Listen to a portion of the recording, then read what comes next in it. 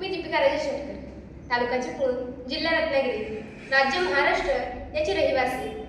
DBC महाविद्यालयातर्फे भारतीय संविधान दिनाच्या अमृत महोत्सव वर्षपूर्तीनिमित्त राष्ट्रीय ऑनलाईन वक्तृत्व स्पर्धेत सहभागी होताना मला विशेष आनंद होत आहे. मी आज शिक्षण मंत्री झाले तर या विषयावर बोलणार आहे. हा विषय अत्यंत महत्त्वाचा आणि माझ्या हृदयाच्या अगदी जवळचा विषय आहे. कारण शिक्षण हा कोणत्याही राष्ट्राचा पाया असतो. देशाच्या उन्नतीमध्ये, चांगल्या बदलांमध्ये शिक्षणाचा मोठा हात असतो. आज आपण ज्या महाविद्यालयात शिकणार आहोत तिथूनच उद्याचा प्रगत भारत घडणार आहे.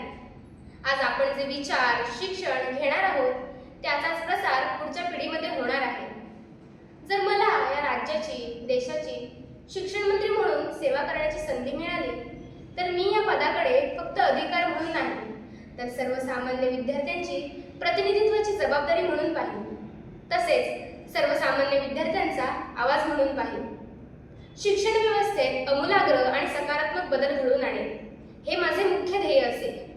माझा पहिला आणि सर्वात महत्त्वाचा प्राधान्यक्रम असेल की शिक्षणाचा थेट जीवनाशी संबंध. आपल्याला वाटतं की वयाच्या 25 वर्षापर्यंत आपण जे ज्ञान घेतो त्याला शिक्षण म्हणतात व तेवढेच शिक्षण असते. तर तसं नाही. माणूस हा जन्मापासून अंतापर्यंत शिकतच असतो, एक विद्यार्थीच असतो आणि ह्या जीवनामध्ये अनेक प्रसंगी त्याला शिक्षणाची गरज भासते. त्यामुळेच आजच्या आधुनिक युगात केवळ पुस्तकी ज्ञान पुरेसे नाही. आपल्या परीक्षेत मिळालेल्या गुणांवर फक्त आपली बौद्धिक क्षमता समजत नाही तर आपल्याकडे काय कौशल्य आहे, त्याचा वापर आपण कसा करतो हे सुद्धा महत्त्वाचे आहे. मी शिक्षण मंत्री झाले तर विद्यार्थ्यांचं कौशल्य विकसनावर भर देईल. आपल्या अभ्यासक्रमात कौशल्य आधारित शिक्षणाचा समावेश करेल आणि तो सक्तीने करेल. प्रत्येक विद्यार्थ्याला पदवी मिळेपर्यंत किमान एका तरी तांत्रिक व्यावसायिक कौशल्यात पारंगत केले जाईल. यामध्ये कोडिंग, डेटा सायन्स, आधुनिक कृषी तंत्रज्ञान, डिजिटल मार्केटिंग किंवा व्यवस्थापन यासारखे विषय समाविष्ट करून घेऊ. जेव्हा एखादा विद्यार्थी महाविद्यालयातून बाहेर पडेल तर त्याकडे फक्त एक कागदाची पदवी नसेल तर स्वावलंबनाचा आत्मविश्वास असेल. आपण विद्यार्थ्यांना केवळ नोकरी मागणारे नाही, नोकरी देणारे नाही तर नोकरी तयार करणारे बनवण्यासाठी प्रोत्साहन देऊ. त्यांना फक्त वर्गात शिकला जाणारा अभ्यास हे ज्ञान नाही तर पर्यावरणाचा अभ्यास, निसर्गप्रेमी बनण्याचे प्रयत्न करू, त्यांच्या प्रेरणा देऊ. माझा दुसरा महत्त्वाचा निर्णय असेल की प्रत्येक महाविद्यालयात, शाळेत इनोव्हेशन सेंटर, रिसर्च सेंटर, सुसज्ज ग्रंथालये आणि संशोधन केंद्र यांची स्थापना करणे. आपल्या देशातील तरुणांकडे अफाट बुद्धिमत्ता आणि नवनवीन कल्पना आहे.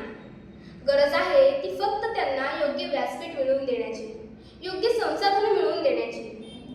मी शिक्षण मंत्री झाले तर प्रत्येक सरकारी, खासगी महाविद्यालयात अत्याधुनिक प्रयोगशाळा, संशोधन केंद्र सुरू करेन. सुसज्ज ग्रंथालय सुद्धा तयार करेन. एखाद्या विद्यार्थ्याकडे एखादी नाविन्यपूर्ण कल्पना असेल तर त्याला सरकारच्या वतीने थेट आर्थिक मदत दिली जाईल. तज्ज्ञांचे मार्गदर्शन दिले जाईल जेणेकरून विद्यार्थ्यांचा विविध कल्पनांना वाव मिळेल आणि त्यासोबतच ग्रामीण व शहरी भागातील विद्यार्थ्यांमध्ये जी शिक्षणाची दरी आहे ती मिटवण्यासाठी मी डिजिटल शिक्षण क्रांती वेगाने पुढे नेईन. प्रत्येक महाविद्यालयात हाय स्पीड इंटरनेट, अद्ययावत ग्रंथालये आणि ई-लर्निंग रिसोर्सेस सुरू करेन आणि मोफत सुरू करेन जेणेकरून कोणत्याही विद्यार्थ्याचे शिक्षण पैशांअभावी किंवा सोयींअभावी थांबणार नाही. याची मी दक्षता घेईन. कारण पैसा हा आपल्या ध्येयाला मदत करू शकतो पण ध्येयाच्या आड कधीही येऊ शकत नाही. आता माझा तिसरा संवेदनशील निर्णय म्हणजे प्रत्येक विद्यार्थ्याचे मानसिक आणि सर्वांगीण विकास. आजच्या स्पर्धात्मक युगात अभ्यासाचा ताण खूप जास्त वाढला आहे. हा ताण कमी करणे ही जबाबदारी सरकारची आहे. शिक्षण आपल्याला कायम उपयोगी असते, त्याची भीती वाटता कामा नये. ते घेताना आपल्याला त्रास, कंटाळा येता कामा नाही. म्हणून मी प्रत्येक महाविद्यालयात एक हक्काचे समुपदेशन केंद्र सुरू करेन जिथे आपले विद्यार्थी आपल्या मनातील ताणतणाव तज्ज्ञांशी मोकळेपणाने बोलू शकतील. त्यांच्या मनातील भीती, त्यांच्या मनातील ओझं हे तज्ज्ञांशी हलकेपणाने मोकळे करतील. त्यांच्यावर कोणताही क्षेत्र निवडताना दबाव येता कामा नाही. त्यांनी आपले क्षेत्र आपल्या आवडीने, आपल्या कौशल्याने स्वीकारावे. म्हणजे ते त्या क्षेत्रात उत्तरोत्तर प्रगती करू शकतील व त्यांना योग्य मार्गदर्शन मिळेल. शिक्षण म्हणजे केवळ वर्गात बसून शिकणे नव्हे, तर व्यक्तिमत्वाचा विकास करणे होय. म्हणूनच कला, क्रीडा, संगीत अशा अनेक क्षेत्रांना केवळ अतिरिक्त विषय न ठेवता त्यांना मुख्य अभ्यासक्रमाचा दर्जा देईल. ज्या विद्यार्थ्यांना खेळात, कलेत करिअर करायचे आहे, त्यांना विशेष सवलती आणि दर्जेदार प्रशिक्षण दिले जाईल. कारण ही फक्त क्षेत्र नाही, तर उत्तम कलाकारांसाठी त्यांचं आयुष्य असतात, त्यांची स्वप्न असतात. शिक्षण मंत्री हे माझ्यासाठी फक्त एक पद नसेल, तर पुढील पिढी घडवण्याची एक जबाबदारी असेल. पुढच्या तरुणाईमध्ये उत्तम विचार प्रसारित करण्याचं एक माध्यम असेल.